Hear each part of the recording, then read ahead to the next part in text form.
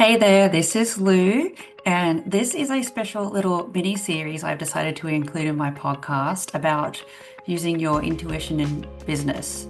So, I've gone ahead and interviewed two women and one non-binary human to talk about their take on intuition in business. In this episode, I'm speaking with Hana, who is from Suburban Witch, and Hannah's going to tell us about how she helps her client discover their intuition. Thank you for stepping into this special series about intuition with me. This is something just a little extra I decided to do to support my community here. After this mini series, we'll go back to speaking about websites and marketing. Thank you for being here, and I look forward to making the internet beautiful with your presence.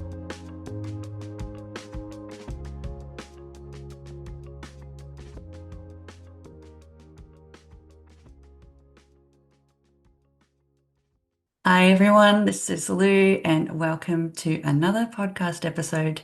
This is part of a little series I'm doing where I'm chatting with business owners about using intuition and what it means for them.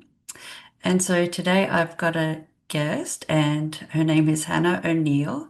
Hana is a bit of a witchy person, I'm going to say, and is someone who actually provides some guidance and intuition and uses astrology in her business as well. So, welcome. Thank you very much for having me, Lou. I'm excited to be here. So, Hannah, for the audience, could you let us know a bit about who you are and what you do and how you help people? So, my name is Hannah, but I go by Suburban Witchery as my business name, or Hannah the Suburban Witch.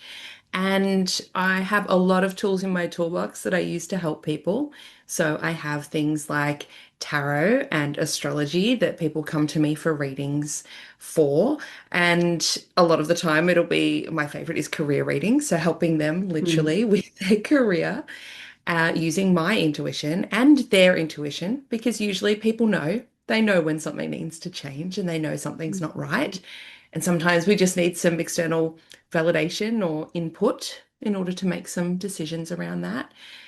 Part of my educational content, though, I also have almost like a subset of my business that helps people who are deconstructing from high control religion. That's a big part of my personal history and story, and especially the aspects where that can dim your intuition and break that almost intuitive connection we have to ourselves and who we are, because it Hmm. does not align with the overall culture. So, yeah, that forms a big part of my work as well. And obviously, to do all of this, I have my own business. I'm a business owner and I use my own intuition in my Hmm. business all of the time as well. Yeah, that is so cool. And I'm so glad that you exist. And I'm also like so happy that you could make a business out of this. Because I'm sure if I spoke to any of my friends and family, they might say, "Oh, that's weird. That's different."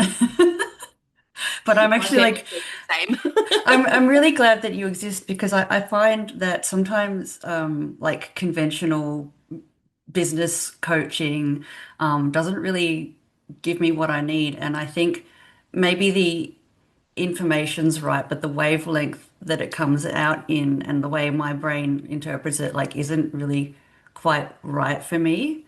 So I feel like that's probably where you can serve people as well. Absolutely. So my professional background, so before I started this business, which was 6.5 years ago now, prior to that, I actually worked in construction, which Oh. seems so different, right? So vastly different. And it was very corporate. I wore a suit. Hmm. It was a very different life that I lived. And when I was in, those positions, I remember I would have things like, have to make a decision. And I would know what the decision was. I had no reason to know why it was the right decision. There was no data to back it up. And half my time was spent finding the data to back up the decision that I already knew was correct. And if Hmm. I didn't do that, if I, you know, just went ahead with the decision, it always worked out.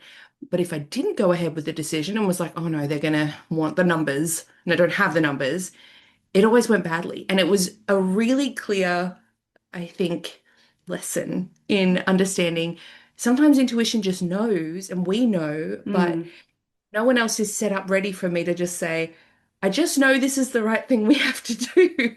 This is what's going to work out in the long run. mm, That mindset in a very traditional, corporate, professional situation, intuition feels like it has no place. And it was mm, very so now being able to just be like, you know what, I'm going to do this because it feels right, hmm or because I have a dream about it, right? And hmm things flow and they're smooth and they're easy. So it's good having both sides, I think, of being able to see how constrictive it felt hmm previous and how open and flowing it can feel now.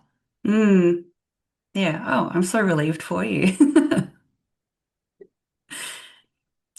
For the Yeah. bittersweet. So if somebody was sort of feeling um, like I don't know where I am and I feel like I was meant for something more, something better, but I don't know like how to envision that. Is that something you could help someone with?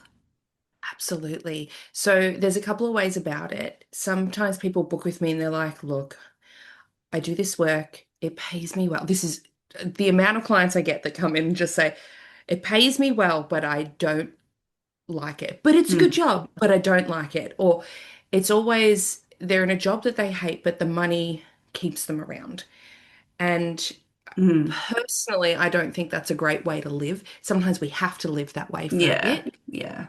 But I like to say, live that way whilst you make your exit plan to something that's going to give you the fulfillment, or Mm, align it with something where you can get the fulfillment on the side. Because sometimes the thing that we're here to do, the role that we're here to play, the work we're here to put out in the world may not be paid work.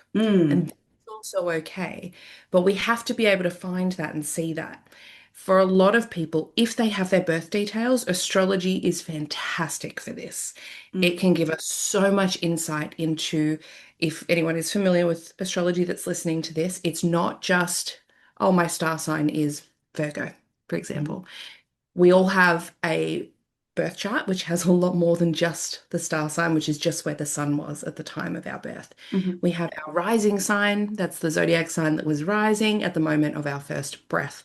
And that changes 24 times in a day, essentially, depending on your location in the world. But there are multiple combinations of different planets and things in our charts. So I would be looking at things like the rising sign, that's the role we're here to play. We mhm, would be looking at things like the moon sign. That's what gives us emotional validation, fulfillment, and a feeling of safety. We need that in a job or in a mm, role that we're doing in order to feel happy. And I find a lot of people, they're doing something that's in their skill set, but they're missing that crucial piece. And so it doesn't feel right. We also look at what's called the midheaven, which is the career zone in the chart. And it's kind of like this blend of all of these energies. And sometimes it's super clear. Like I'll look at someone's chart and go, oh my goodness, have you ever considered being, working in hospice or as a death doula or something around that like really taboo, interesting mm, nature? And sometimes it's more of a flowy sort of, okay, so we definitely know you need to be nurturing and that sort of a role, but it could be in X, Y, or Z mhm, capacity. So sometimes it's a little bit more open. And then that's when people go, oh, I did that when I was a teen. I did it in X, Y, and Z. So it's really interesting. Now, if people don't have their birth data, like their exact birth time, place, location, etc., then we can do other things. I have other forms of divination, like astrological divination dice that you roll, and it gives you information that way. We mm, can pull tarot cards. We can just dive into a little bit more about where things feel stuck and opening that up. So there's lots of different ways that we can get the information for guiding people into a mhm, career that feels more aligned, or a pathway that feels more, or even a hobby that feels more aligned and mhm. gives them that aspect in their lives that might be missing outside of money. Yeah, yeah, so true. Yeah, I feel like life is too short to, not explore those things that you're really meant for, regardless of whether those things make you money. I mean, in my own family, my mum and her brother, my uncle, recently have been working on publishing some books, and we know that, it may be a bit of a challenge to make millions of dollars from a book, but they still have the opportunity to do that um, on the side of their other jobs. So yeah, Absolutely. don't hold yourself back if you feel like you're meant for something else. I 100% agree. I say recently, but I wrote a novel. It's a fictional novel, and I have been querying that to publishers. And, a lot of people say, why bother? You're Mm, not you're not going to make money from it. And I'm like, no, that's not the point. Like I want people to read it and enjoy it the way I enjoyed writing it. And sometimes it's about a greater message that might be underneath that and a different way to reach people with it. So, there's so many different ways we can yeah. access those parts of us that want to be expressed that don't have to equal money or fame or fortune or career. Yeah. Yeah, that's it. I was afraid it was going to go this way, but I think we are going to take a stab at capitalism and say, look, there's more to life than whatever makes you the most money. And I think we've been like um, conditioned to believe that that's the only thing that's important, and that's not true. Yeah, for sure. I see a lot of people in my sphere, the spirituality sphere, and you'll get this in any industry, that really have, I mean, they've priced themselves very well for them, but Mm, it does disclude a lot of people. And there's such a balance between, okay, but what are they offering that other people may not be able to access? And keeping the accessibility open and fair whilst not running yourself into the ground and being yeah. burnt out. It is a delicate balancing act in a capitalist system that we Mm, can't escape from. But a lot of, my close personal friends that I've made that are in this industry as well, we often barter. Like, mm, hey, I have mm. a skill, you have a skill, let's swap, let's do this. And I think it's such a beautiful thing that is still alive and well in a lot of communities, that people don't really see because it does happen usually in the DM space. Yeah. Yeah. That's so good. And that's so true. Yeah, it is. It's also one of those things. Like I've been discouraged from doing that because, people will try and stiff you, people will try and take advantage of you. But are we really here to cheat each other, to lie and be deceptive? I don't think so. No, no. Even with the book that I wrote, I really wanted to get the first opening pages really tight for when I was sending it to agents. Mm, And I have a friend who is an editor. She's a professional editor, but her prices are pretty high because it's a very valid skill. And I mm, said, "Hey, I can't do that right now, but would you like access to any of my classes, courses, one of my planners? Can we work a deal?" And she was like, "Hell yeah, absolutely." So we did mm, we did a swap, and that was fantastic. She still got value. She still felt like it was, mm, amazing for her. I got so much value from her work. So it's really wonderful when we can have these, bartering systems or mm, swaps and things like that that are actually, they feel really good and they help both people. So I think that's good. Then we also have the flip side of people in this industry who give a lot. A mm, lot of people are very giving, they want to help, and then they do get taken advantage of. So you do have mm. to have some pretty strong boundaries, Yeah, uh, and ethics, yeah, absolutely. yeah, yeah.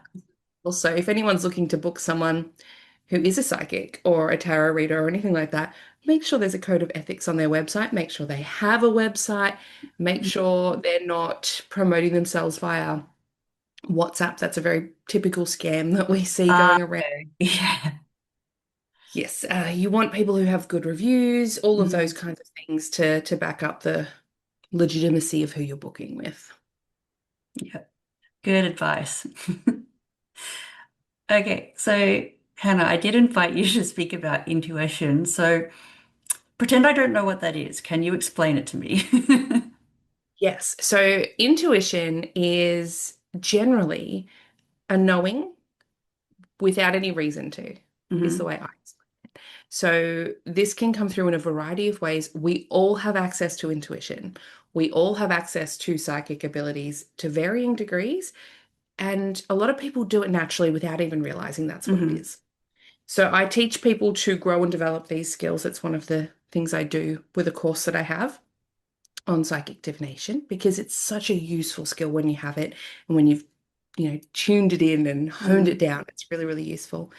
But it can just be as simple as you're talking to someone and you don't get a good vibe. Mm. No, this person is telling me lies, or I don't Yeah. trust them. I can't pick why. This isn't about profiling people in any way, Mm. right? This is like, there is nothing about this person that would tell me they're not great, except for something in me that goes, maybe don't tell them everything, or Mm. maybe step back a little bit. So that might be one way it comes through. Sometimes that gets called a gut instinct, right? Mm. Intuition and instinct are very, very clearly linked.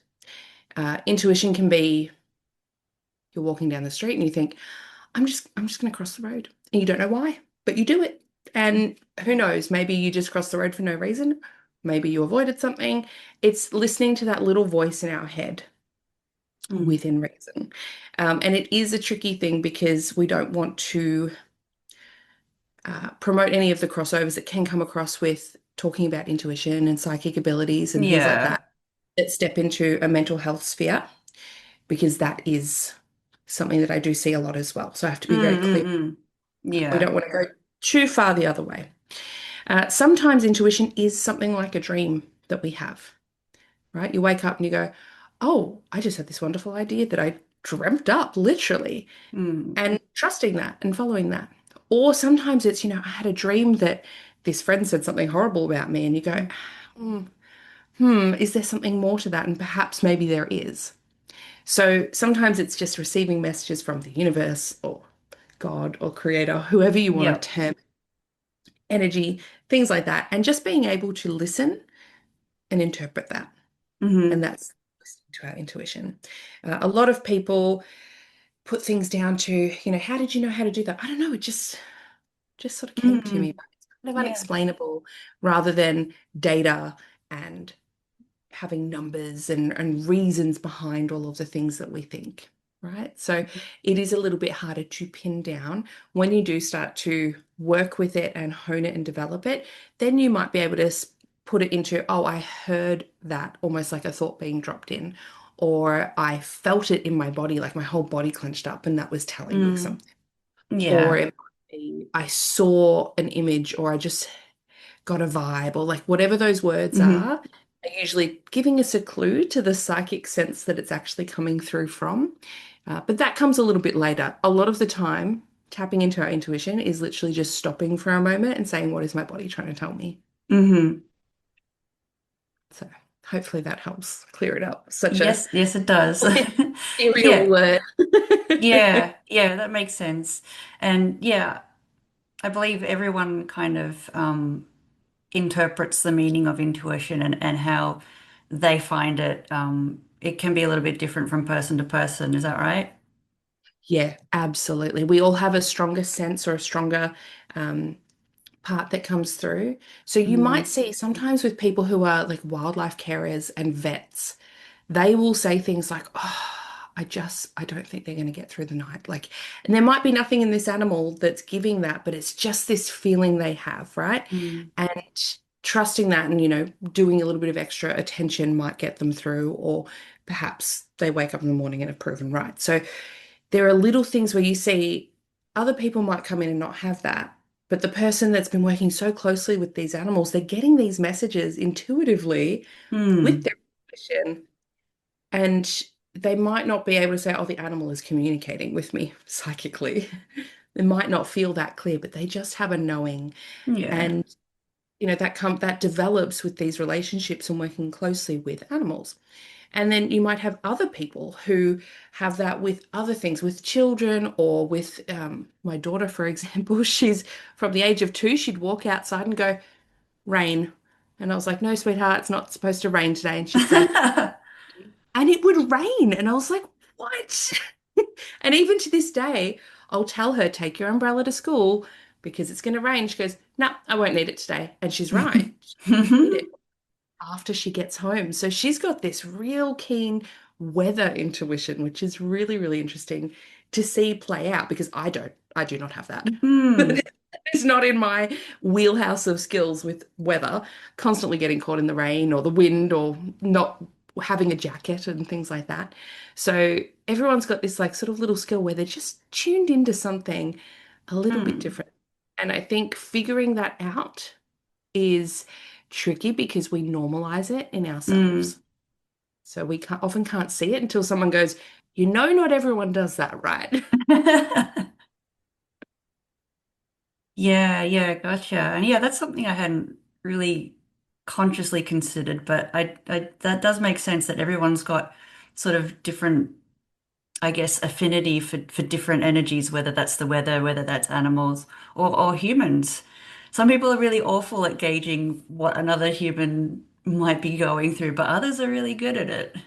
Yeah, absolutely. So you'll find, I think, depending on what you're drawn to or what your life experience has taught you that you're actually pretty good at, that's usually where your gift is. And the things that you're like, oh, I just keep getting, ripped off by this particular like industry or person or whatever, that's Mm, probably where you're not as good with your intuition.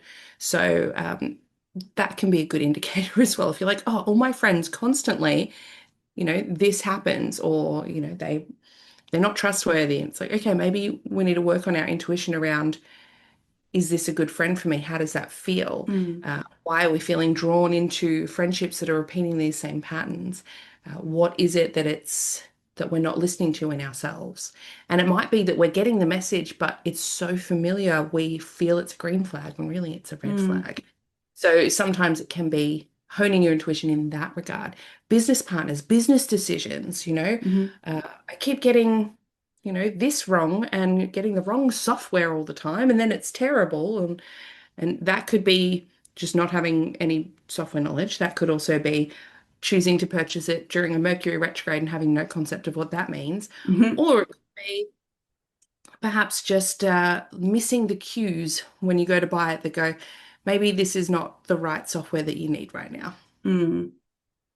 So, intuition in business can be really helpful if we know how to listen to it. And a lot of time that's just slowing down and quietening our mind a little bit. Yeah, exactly. And as someone who has been working B2B for many years, I sense that a lot of decisions are made as a kind of reaction instead of a response. Yes. And usually, I hate to generalize, but it's usually men. Without generalizing as well, people who are least in touch with their intuition are generally assigned male at birth and Mm, raised male in our society, which says it cuts you off from your emotions, it cuts you off from yeah. that. And we're always taught, well, women have mother's intuition or this Mm, intuition, that kind of thing. And people who are raised feminine in this society definitely do need to hone their instincts a little bit more in regards to safety. So we do have those instincts and intuitions heightened just based on necessity. yeah. And so a lot of men are missing that and then rush into decisions and things without slowing down to listen because they haven't been taught that that is a useful skill to have Mm, and to think and to feel. hmm So there can be a disparity there. And even in the clients that I see, majority are women or non-binary people that are coming to me. hmm Um, most majority of my clients Yeah. because they value it or they see the value in intuition and in these skills as well. Yeah. Yeah. Well, I definitely do. And I know also like I know what happens when you act impulsively and on reaction. Um, Things usually work out better for me when I have taken a moment to pause and think about it a little longer. hmm And there are some people, so if you've ever heard of human design, that's another modality. I Mm. don't use it exclusively. It's not my favorite overall tool, but it does have some really interesting parts to it. And there are some things in there which talk about if people are acting from their solar plexus or their Mm. sacral, these different areas that are really good to know about for decision making. And some of them, if someone has a solar plexus energy center, like they should be sleeping on their decisions.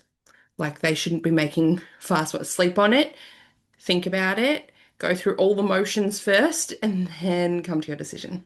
Whereas other people, the sacral ones especially, and the splenic ones, it's a far quicker, like gut reaction. What's your first reaction? That's probably the right one. Anything else you're overthinking.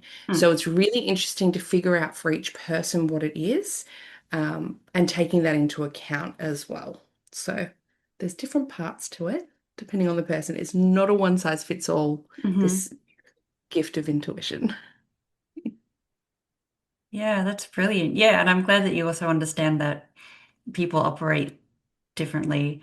Because yeah, that's another thing that you might find in like a service provider or a business coach. Like they have one way and you have to do it exactly this way or else get lost. And whenever I've taken, when you have your own business, you do have to rely on learning skills from business coaches or other professionals that have the skill you're looking for.